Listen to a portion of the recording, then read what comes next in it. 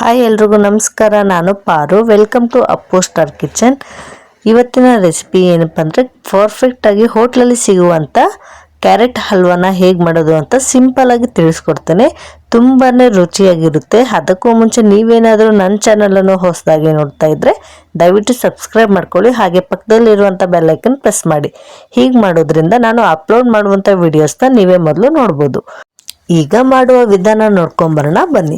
ಮೊದಲಿಗೆ ಸ್ಟವ್ನ ಆನ್ ಮಾಡಿ ಒಂದು ದಪ್ಪ ಥರದ ಕಡಾಯಿಯನ್ನು ಇಟ್ಕೊಳ್ಳೋಣ. ಕಡಾಯಿ ಸ್ವಲ್ಪ ಬಿಸಿಯಾದ ನಂತರ ಇದಕ್ಕೆ ಒಂದು 2 ಸ್ಪೂನ್ ಆಗೋಷ್ಟು ತುಪ್ಪವನ್ನು ಹಾಕೊಳ್ತಾ ಇದ್ದೀನಿ. ಇದಕ್ಕೆ ಚಿಕ್ಕದಾಗಿ ಕಟ್ ಮಾಡ್ಕೊಂಡಿರುವಂಥ ಗೋಡಂಬಿ ದ್ರಾಕ್ಷಿನ ಹಾಕೊಳ್ತಾ ಇದ್ದೀನಿ. ನಿಮ್ಗೆ ಯಾವ ಥರ ಡ್ರೈ ಫ್ರೂಟ್ಸ್ ಇಷ್ಟನೋ ಅದನ್ನು ಕೂಡ ಸೇರಿಸ್ಕೊಳ್ಬೋದು. ಇದನ್ನು ಸ್ವಲ್ಪ ಕಲರ್ ಚೇಂಜ್ ಆಗೋವರೆಗೂ ಚೆನ್ನಾಗಿ ಫ್ರೈ ಮಾಡ್ಕೊಳ್ಬೇಕಾಗುತ್ತೆ. ಫಸ್ಟ್ ಗೋಡಂಬಿನ ಹಾಕ್ಕೊಂಡು ಗೋಡಂಬಿ ಸ್ವಲ್ಪ ಕಲರ್ ಚೇಂಜ್ ಆಗೋವರೆಗೂ ಫ್ರೈ ಮಾಡಿಕೊಂಡು ನಂತರ ಇದಕ್ಕೆ ದ್ರಾಕ್ಷಿನ ಹಾಕ್ಕೊಳ್ಬೇಕಾಗುತ್ತೆ. ಯಾಕಂದರೆ ದ್ರಾಕ್ಷಿ ಬೇಗನೆ ಕಪ್ಪಗಾಗ್ಬಿಡುತ್ತಲ್ವ, ಹಾಗಾಗಿ ನೋಡಿ ದ್ರಾಕ್ಷಿ ಕೂಡ ಕಲರ್ ಚೇಂಜ್ ಆಗ್ತಾ ಬರ್ತಾ ಇದೆ. ನೋಡಿ ಎಷ್ಟು ಚೆನ್ನಾಗಿ ದಪ್ಪಕ್ಕೆ ಆಗ್ತಾ ಇದೆಯಲ್ವಾ. ಇಷ್ಟಾದರೆ ಸಾಕು. ಇದನ್ನು ಕೂಡ ಒಂದು ಬೌಲಲ್ಲಿ ಎತ್ತಿಟ್ಕೊಂಬಿಡೋಣ. ಎಲ್ಲನೂ ಒಂದು ಬೌಲ್ಗೆ ಎತ್ತಿಟ್ಕೊಂಡ ನಂತರ ಇದಕ್ಕೆ ಮತ್ತೊಂದು ಸ್ಪೂನ್ ಆಗೋಷ್ಟು ತುಪ್ಪವನ್ನು ಹಾಕ್ಕೊಳ್ತಾ ಇದ್ದೀನಿ. ಈಗ ಇದಕ್ಕೆ ನಾನಿಲ್ಲಿ 3 ಕಪ್ಪಾಗಷ್ಟು ಕ್ಯಾರೆಟ್ ತುರಿನ ಬಳಸ್ತಾ ಇದ್ದೀನಿ. ಈ ಅಳತೆಯಲ್ಲಿ ಕ್ಯಾರೆಟ್ ಹಲ್ವಾನ ಮಾಡಿದರೆ ತುಂಬಾ ರುಚಿಯಾಗಿ ಬರುತ್ತೆ. ಒಂದ್ಸರಿ ಟ್ರೈ ಮಾಡಿ ನೋಡಿ. ಇದನ್ನ ಚೆನ್ನಾಗಿ ತುಪ್ಪದಲ್ಲಿ ಹುರ್ಕೊಳ್ಬೇಕಾಗುತ್ತೆ. ಎಲ್ಲಾನು ನೀಟಾಗಿ ಮಿನಿಮಮ್ ಒಂದು 5 ನಿಮಿಷದವರೆಗೂ ನೀಟಾಗಿ ಫ್ರೈ ಮಾಡ್ಕೊಂಬಿಡಿ. ಆಗ ತುಪ್ಪದಲ್ಲಿ ಫ್ರೈ ಆದರೆ ಘಮ ತುಂಬಾನೇ ಚೆನ್ನಾಗಿರುತ್ತೆ. ಹಾಗಾಗಿ ಚೆನ್ನಾಗಿ ಹುರ್ಕೊಂಬಿಡಿ ತುಪ್ಪ ಜೊತೆ. ನೋಡಿ ಕಲರ್ ಕೂಡ ಚೇಂಜ್ ಆಗಿದೆ, ನಿಮಗೂ ಕೂಡ ಗೊತ್ತಾಗ್ತಾ ಇದೆ ಅಂತ ಅನ್ಸುತ್ತೆ. ನೋಡಿ ಈಗ ಕಂಪ್ಲೀಟಾಗಿ ಹುರ್ಕೊಂಡಾಗಿದೆ. ಇಷ್ಟು ಹುರ್ಕೊಂಡ್ರೆ ಸಾಕು. ಈಗ ಇದಕ್ಕೆ ನಾನಿಲ್ಲಿ ಒಂದು ಅರ್ಧ ಕಪ್ಪಾಗಷ್ಟು ಹಾಲನ್ನ ಬಳಸ್ತಾ ಇದ್ದೀನಿ. ಕಾಯಿಸಿ ಆರಿಸಿರುವಂಥ ಹಾಲು, ಅದನ್ನು ಜಾಸ್ತಿ ಹಾಕೊಳ್ಳೋಕೆ ಹೋಗ್ಬಿಡಿ.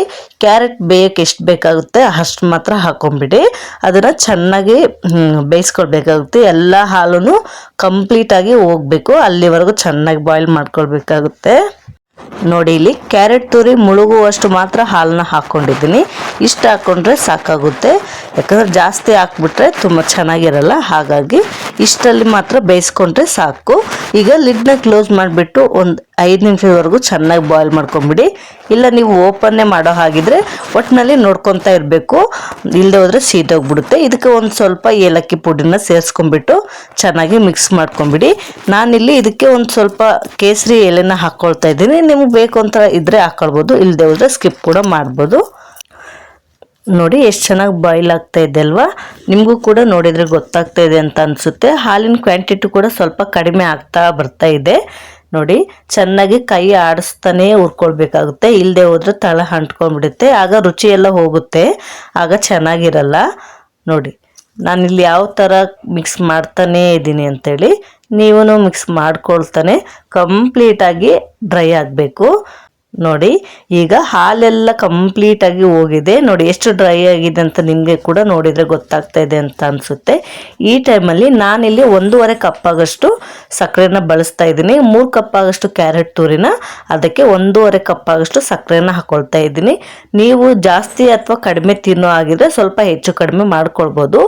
ಈ ಅಳತೆಯಲ್ಲಿ ಮಾಡಿದರೆ ಪರ್ಫೆಕ್ಟಾಗಿ ಬರುತ್ತೆ ಕ್ಯಾರೆಟ್ ಹಲ್ವಾ. ಒಂದ್ಸರಿ ಟ್ರೈ ಮಾಡಿ ನೋಡಿ, ತುಂಬಾ ಇಷ್ಟಪಡ್ತೀರಾ.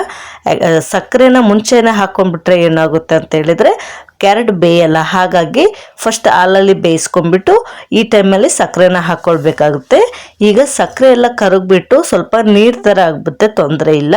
ಇದನ್ನು ಕೂಡ ಚೆನ್ನಾಗಿ ಫ್ರೈ ಮಾಡ್ಕೊಳ್ತಾ ಇದ್ದಾಗೆ ಗಟ್ಟಿ ಆಗ್ತಾ ಬರುತ್ತೆ. ನೋಡಿ ಸಕ್ಕರೆ ಕೂಡ ಕರಗ್ತಾ ಬರ್ತಾ ಇದೆ. ನೋಡಿ ನಿಮಗೂ ಗೊತ್ತಾಗ್ತಿದೆ ಅಲ್ವಾ. ನೋಡಿ ಎಷ್ಟು ತೆಳುವಾಗಿದೆ ಅಂತೇಳಿ. ಫ್ಲೇಮ್ನ ಮೀಡಿಯಮ್ ಅಥವಾ ಲೋ ಅಲ್ಲಿ ಇಟ್ಕೊಂಡು ಮಾಡ್ಕೊಳ್ಬೇಕಾಗುತ್ತೆ, ಇಲ್ಲದೆ ಹೋದರೆ ತಳ ಅಂಟ್ಕೊಂಡ್ಬಿಡುತ್ತೆ. ಹಾಗಾಗಿ ನೋಡಿ ಇದನ್ನು ಕೂಡ ಚೆನ್ನಾಗಿ ಬಾಯ್ಲ್ ಮಾಡ್ಕೊಳ್ತಾನೇ ಇರಿ. ನೋಡಿ ಎಷ್ಟು ಚೆನ್ನಾಗಿ ಬಾಯ್ಲ್ ಆಗುತ್ತೆ. ಕ್ಯಾರೆಟ್ ಹಲ್ವಾ ಕೂಡ ಬಾಯಲ್ಲಿ ಇಟ್ಟರೆ ಕರಗುತ್ತೆ, ಅಷ್ಟು ಸೂಪರ್ ಆಗಿರುತ್ತೆ. ನೋಡಿ ಎಷ್ಟು ಚೆನ್ನಾಗಿ ಕಾಣಿಸ್ತಾ ಇದೆಯಲ್ಲ, ಕಲರ್ ಕೂಡ ತುಂಬಾ ಚೆನ್ನಾಗಿ ಬಂದಿದೆ. ನೋಡಿ ಈ ಟೈಮಲ್ಲಿ ಮತ್ತೆ ಒಂದು 2 ಸ್ಪೂನ್ ಆಗೋಷ್ಟು ತುಪ್ಪವನ್ನು ಹಾಕ್ಕೊಳ್ತಾ ಇದ್ದೀನಿ. ತುಪ್ಪವನ್ನು ಹಾಕೋದ್ರಿಂದ ರುಚಿ ತುಂಬಾ ಚೆನ್ನಾಗಿ ಬರುತ್ತೆ. ತಿಂತಾ ಇರಬೇಕಾದ್ರೆ ಆ ಫ್ಲೇವರ್ ಎಲ್ಲ ಸಿಗ್ತಾ ಇರುತ್ತಲ್ವ, ತುಂಬಾ ರುಚಿಯಾಗಿ ಕೂಡ ಇರುತ್ತೆ. ಇದನ್ನು ಒಂದ್ಸರಿ ಚೆನ್ನಾಗಿ ಮಿಕ್ಸ್ ಮಾಡ್ಕೊಂಬಿಡಿ. ಎಲ್ಲ ಕ್ಯಾರೆಟ್ ಹಲ್ವಾ ಜೊತೆ ಚೆನ್ನಾಗಿ ಮಿಕ್ಸ್ ಆಗೋಬೇಕು, ಅಲ್ಲಿವರೆಗೂ ಚೆನ್ನಾಗಿ ಕಲಿಸ್ಕೊಳ್ತಾನೇ ಇರಿ. ನೋಡಿ ಈಗ ಒಂದು 90% ಕ್ಯಾರೆಟ್ ಹಲ್ವಾ ರೆಡಿ ಆಗಿದೆ. ಇದನ್ನು ಒಂದು 5 ನಿಮಿಷದವರೆಗೂ ಬಾಯ್ಲ್ ಮಾಡ್ಕೊಂಡ್ಬಿಟ್ರೆ ಕ್ಯಾರೆಟ್ ಹಲ್ವಾ ರೆಡಿ ಆಗುತ್ತೆ. ನೋಡಿ ಎಷ್ಟು ಸೂಪರಾಗಿ ಕಾಣಿಸ್ತಾ ಇದೆ ಅಲ್ವಾ. ನೋಡಿ ಈಗ ಕಂಪ್ಲೀಟಾಗಿ ಡ್ರೈ ಆಗಿದೆ ಅಲ್ವಾ. ಈ ಟೈಮಲ್ಲಿ ಆವಾಗಲೇ ಫ್ರೈ ಮಾಡ್ಕೊಂಡಿರುವಂಥ ಡ್ರೈ ಫ್ರೂಟ್ನ ಹಾಕೊಂಡ್ಬಿಡೋಣ. ಅದನ್ನು ಕೂಡ ಚೆನ್ನಾಗಿ ಮಿಕ್ಸ್ ಮಾಡ್ಕೊಂಬಿಡಿ ಎಲ್ಲ ಕಡೆನೂ. ಮಿಕ್ಸ್ ಮಾಡ್ಕೊಂಡ ನಂತರ ನೋಡಿ ಈಗ ಫ್ಲೇಮ್ನ ಆಫ್ ಮಾಡಿಬಿಟ್ಟು ಸರ್ವ್ ಮಾಡ್ಬೋದು. ತುಂಬಾ ರುಚಿಯಾಗಿರುವಂಥ ಕ್ಯಾರೆಟ್ ಹಲ್ವಾ ರೆಡಿಯಾಗಿದೆ. ನೋಡಿ ಬಾಯಲ್ಲಿಟ್ಟರೆ ಕರ್ಗ್ಬಿಡುತ್ತೇನೋ ಅನಿಸುತ್ತೆ, ಅಷ್ಟು ಸೂಪರಾಗಿ ಬಂದಿದೆ. ನೋಡಿ ಎಷ್ಟೊಂದು ಸಾಫ್ಟಾಗಿ ಆಗಿದೆ ಅಂತ ನೀವೇ ನೋಡ್ಬೋದು. ನಿಮಗೂ ಕೂಡ ಗೊತ್ತಾಗ್ತಾ ಇದೆ ಅಂತ ಅನಿಸುತ್ತೆ. ನೋಡಿದ್ರಲ್ವ ಫ್ರೆಂಡ್ಸ್, ಇವತ್ತಿನ ರೆಸಿಪಿನ ಎಷ್ಟು ಸಿಂಪಲ್ಲಾಗಿ ಮಾಡ್ಬೋದು ಅಂತೇಳಿ. ಪರ್ಫೆಕ್ಟಾಗಿ ಹೋಟ್ಲಲ್ಲಿ ಯಾವ ರೀತಿ ಮಾಡ್ತಾರೆ ಸೇಮ್ ಟು ಸೇಮ್ ರುಚಿ ಕೂಡ ಸೇಮ್ ಅದೇ ರೀತಿನೇ ಬರುತ್ತೆ. ಈ ಟ್ರಿಕ್ಸ್ನ ಫಾಲೋ ಮಾಡಿ ಈ ಅಳತೆಯಲ್ಲಿ ಕ್ಯಾರೆಟ್ ಹಲ್ವನ ಮಾಡಿದರೆ ತುಂಬಾ ರುಚಿಯಾಗಿ ಬರುತ್ತೆ. ಒಂದು ಚೂರು ಕೂಡ ಹೆಚ್ಚು ಕಡಿಮೆ ಆಗೋದಿಲ್ಲ. ಒಂದ್ಸರಿ ಟ್ರೈ ಮಾಡಿ ನೋಡಿ, ಖಂಡಿತವಾಗ್ಲೂ ಇಷ್ಟಪಡ್ತೀರಾ. ನೋಡಿದ್ರಲ್ವ ಫ್ರೆಂಡ್ಸ್, ಇವತ್ತಿನ ರೆಸಿಪಿ ಇದಾಗಿತ್ತು. ಈ ರೆಸಿಪಿ ನಿಮಗೆ ಇಷ್ಟ ಆಗಿದೆ ಅಂತ ಅಂದ್ಕೊಳ್ತೇನೆ. ಇಷ್ಟ ಆಗಿದ್ರೆ ಪ್ಲೀಸ್ ಲೈಕ್ ಮಾಡಿ. ಹಾಗೆ ಈ ರೆಸಿಪಿನ ನಿಮ್ಮ ಫ್ಯಾಮಿಲಿ ಮತ್ತು ಫ್ರೆಂಡ್ಸ್ಗೆ ಶೇರ್ ಮಾಡಿ. ಹಾಗೆ ಈ ರೆಸಿಪಿನ ನೀವು ಕೂಡ ನಿಮ್ಮ ಮನೇಲಿ ಟ್ರೈ ಮಾಡಿ ಹೇಗೆ ಬಂತು ಅಂತೇಳಿ ಕಮೆಂಟಲ್ಲಿ ತಿಳಿಸಿ. ಅದಕ್ಕೂ ಮುಂಚೆ ನೀವೇನಾದರೂ ನನ್ನ ಚಾನಲನ್ನು ಹೊಸದಾಗಿ ನೋಡ್ತಾ ಇದ್ರೆ ದಯವಿಟ್ಟು ಸಬ್ಸ್ಕ್ರೈಬ್ ಮಾಡ್ಕೊಳ್ಳೋದನ್ನು ಮರಿಬೇಡಿ. ಇದೇ ರೀತಿ ಹೊಸ ಹೊಸ ರೆಸಿಪಿನ ಶೇರ್ ಮಾಡ್ತೇನೆ, ನೋಡೋದನ್ನು ಮಿಸ್ ಮಾಡ್ಕೊಳ್ಬೇಡಿ. Thank you for watching.